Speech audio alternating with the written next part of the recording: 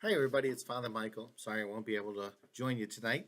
I'd like to do a little video about Jesus and the day in which Jesus lived. So we have to understand that Jesus was born at about 4 BC. Usually we put it kind of a nice round number at zero. And if you think about it, this is the year 2022, the year of our Lord, or AD, Anno Dei. So we kind of measure our years based on when Jesus was born, 2022 years ago. So zero is a nice round number. I think historians put it closer to probably 4 BC. Now, when Jesus was born, he was born in Bethlehem. There's a reason he's born in Bethlehem. He is born in Bethlehem, which is part of Israel, the nation of Israel. But he's born there because of a census decree. The Roman Empire is now in charge of Israel. They have taken it over, and they told everybody, we want everybody to go back to their ancestral homes. Now, Mary, the mother of Jesus, is married to Joseph. Joseph is not Jesus' father, but is a foster father.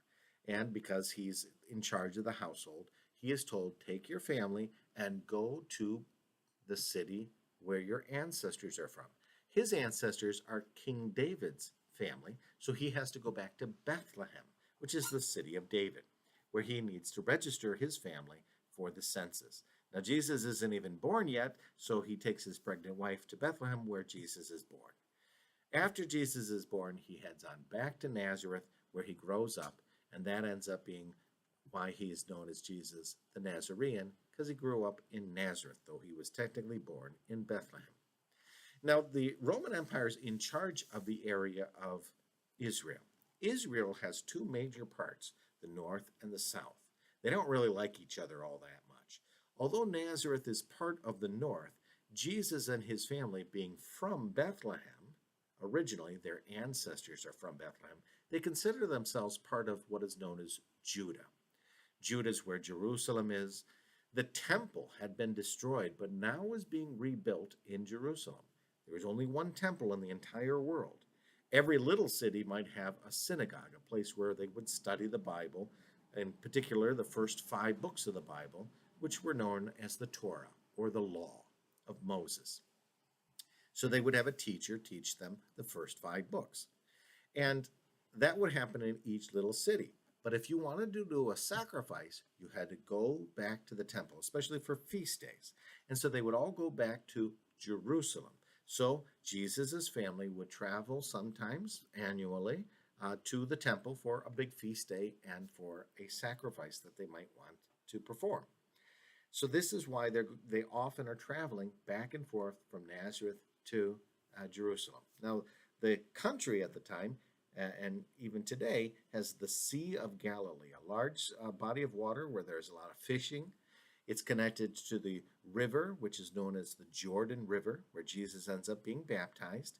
The river goes to the Dead Sea, where the water is, you can't drink that water because it's too salty. In fact, it's so salty that there's no fish in there. And then, of course, if you go up the mountain, Mount Zion, at the top area, it's a higher altitude, a little cooler, and that's where Jerusalem is. So oftentimes they say we're going up to Jerusalem, but they mean physically going up in altitude because Jerusalem's high, but it's technically south.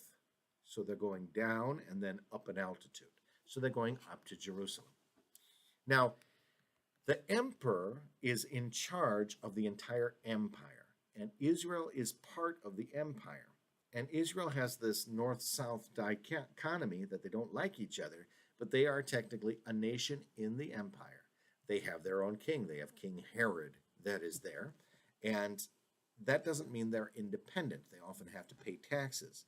The taxes that they paid would have been a piece of gold that or silver that would have the image of the emperor stamped on it.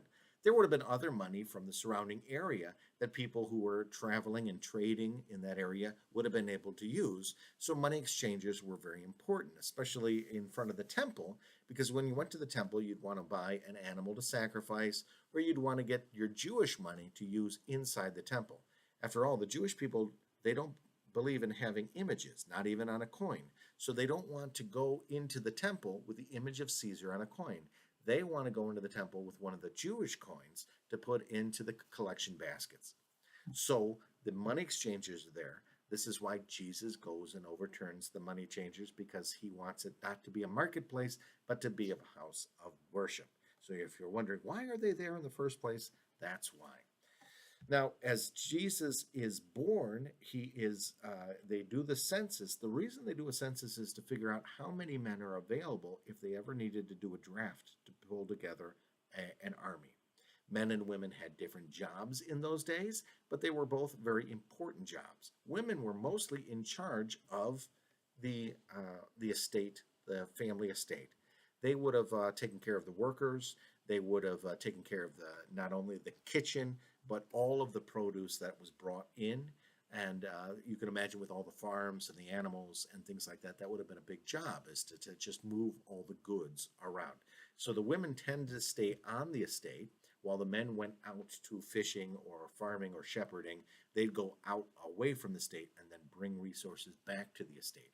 So each had their role to be done.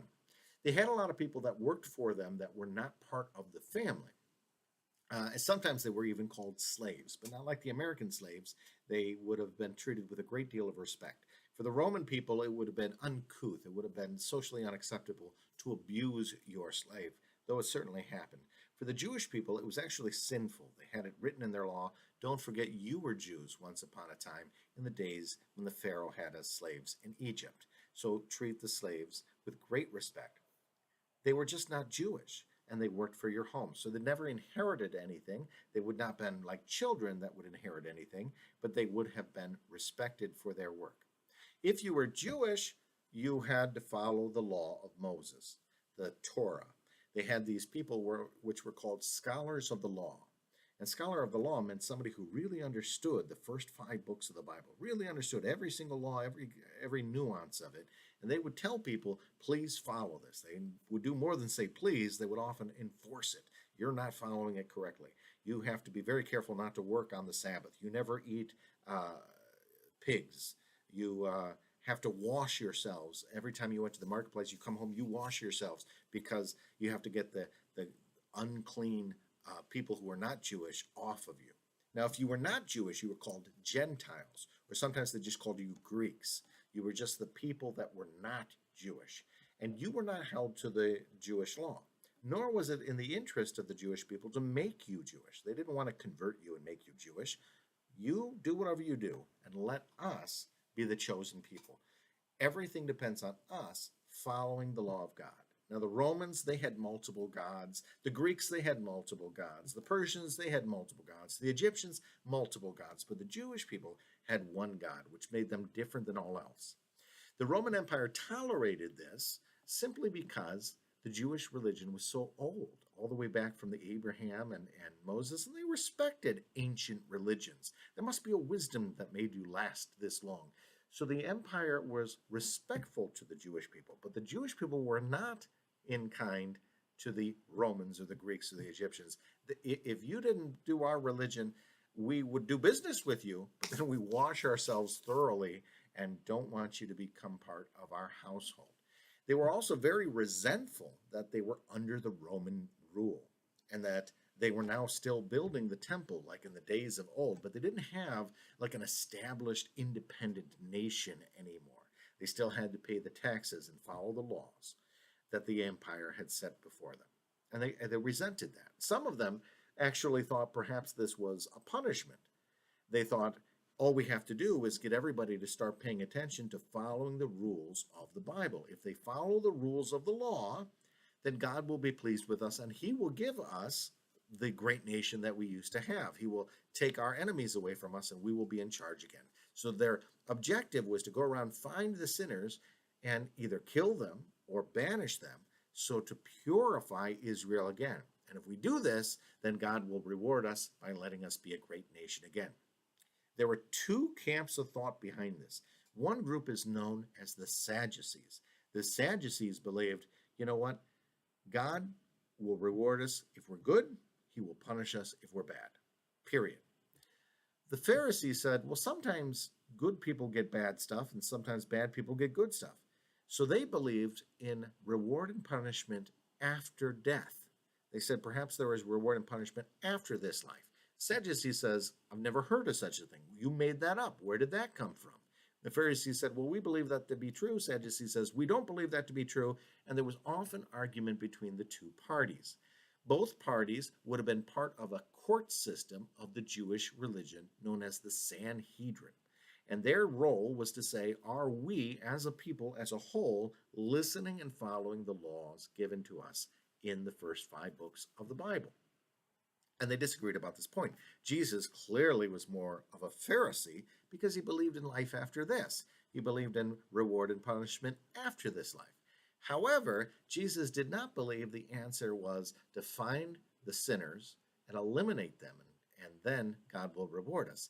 He believed in mercy. He believed in conversion. He believed that it is our duty to show each other the love of God so as to inspire each other to change rather than to simply kill people. He also held people to individual responsibility. It's not just we're all in this together and we have to do this. He says there is an aspect to this. We need to be there for each other. We need to care about each other. But each individual is also responsible. So it's not like we either all go to heaven or we all go to hell.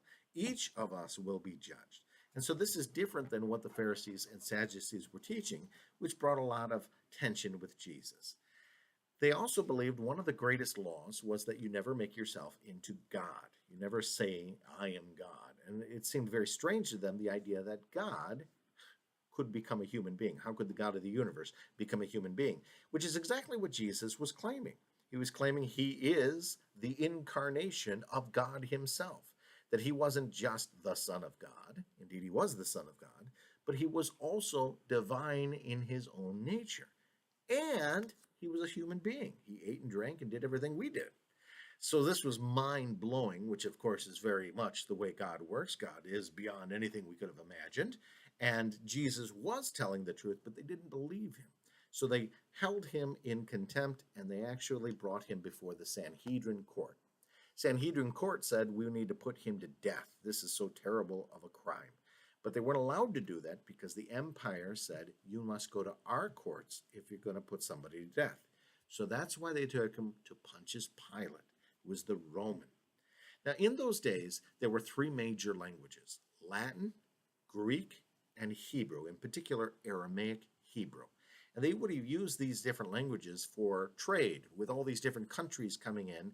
This would have been an important language, Greek. Latin, because that's the language of the empire. And finally, Aramaic Hebrew, which would have been the language of the Jewish people. This location of Jerusalem, of Israel, is absolutely perfect, both theologically and for the empire, very strategic. You see, it's connected to the Mediterranean Sea, so it has access to Greece and Africa and Egypt and Italy, all those places just by the Mediterranean Sea, not to mention great fishing. So it's a major port. In addition, it's located right in between Europe, Asia, and Africa. So it is a great place of trade. It has very fertile ground known as the Fertile Crescent, and it has major highways that the Romans had built and needed to reinforce with army. So everybody was coming from around the world. They would often come through there. Now, because Israel had been invaded so many times, many Jewish people lived outside of Israel. But for the festivities, they would come into Jerusalem so they could worship at the temple. So sometimes Pontius Pilate would move from the capital city of Caesarea. He would move into Jerusalem, the ancient capital city. And that's the setting that takes place when Jesus is arrested and eventually put to death. For the Jewish people, they would never have executed with a cross. They would have thrown stones. But they had to kill Jesus on a cross because the execution must happen according to Roman law at that time. To be a Roman citizen gave you kind of a passport to go on the roads that led to all the different countries, Asia Minor and all the way to Rome itself, all the way through Africa. There was a great way in which you could then travel. St. Paul, for instance, he was a Roman citizen. He had access to all these places. And that's why he was the great missionary. He would travel to all these locations. And when he'd arrive there, he'd find a synagogue, a place where they were studying the Old Testament, the first 5 books. He would show up and show that Jesus fulfilled the prophecies of the Old Testament. And this was his strategy. He already had access because he was a citizen. He was Jewish, so they let him into the synagogue. He was a rabbi, meaning he was a teacher. He was a Pharisee, so they knew where he was coming from.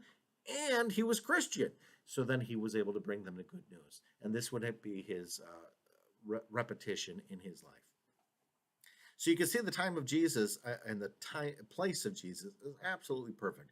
Jesus is one like us in all ways, being at this place right in between the 3 continents.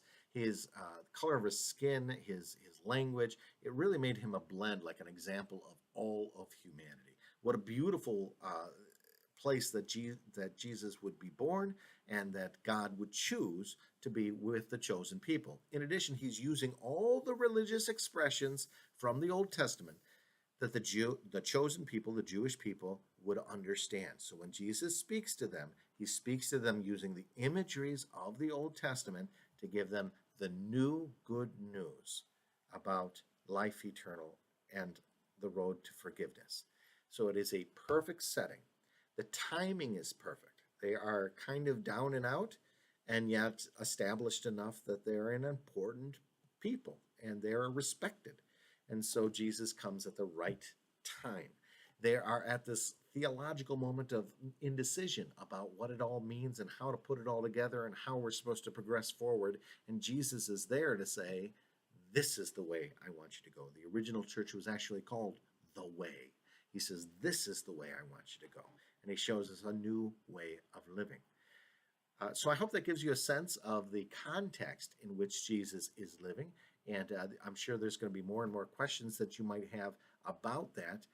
And I hope that as a group, you might discuss this together, knowing the context in which Jesus is living and teaching and explaining things helps us to understand what he meant when he said certain things. Why is he in this place? What is he doing there? As we reach some of those stories, I hope to kind of emphasize again about the historical context of Jesus, so that you might remember this lesson and able to put the pieces together and understand more accurately the story that the Bible brings to us.